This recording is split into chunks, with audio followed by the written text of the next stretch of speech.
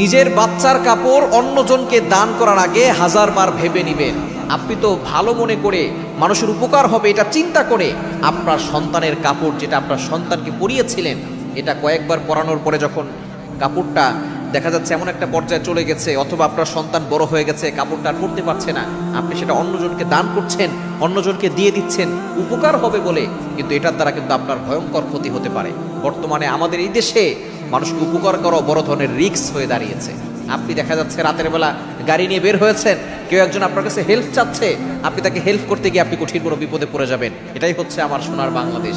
সুতরাং আপনি আপনার সন্তানের যে কাপড় মানুষকে দিচ্ছেন, এর দ্বারা বড় ধরনের ক্ষতি হতে পারে। কিছুদিন আগে এক ছোট বাচ্চা অসুস্থতা সারে না, বারবার শুধু অসুস্থতা হয়, কোনো রোগ ধরা পড়ে না, শুধু কান্নাকাটি করে। শেষ পর্যন্ত দেখা গিয়েছে যে তার যে কাপড় অন্য কাউকে দান করেছে, সেই কাপড় নিয়ে একজন তার উপরে জাদু করেছে, বাচ্চাকে ক্ষতি করার জন্য মেরে ফেলার জাদু করেছে। ক্যানিবাজিদের আপনি কল্পনা করতে পারছেন কোথায় গিয়ে দাঁড়িয়েছে আমাদের এই সমাজ? আপনি উপকার করার জন্য আপনার সন্তানের কাপড়টা, যেটা আপনার সন্তানের গায়ে লাগছে না, নতুন কাপড় আপনি একজনকে দিয়ে দিচ্ছেন, সে ওই কাপড়টা দিয়ে আপনার সন্তানকে মেরে ফেলার জন্য জাদু করতে পারে।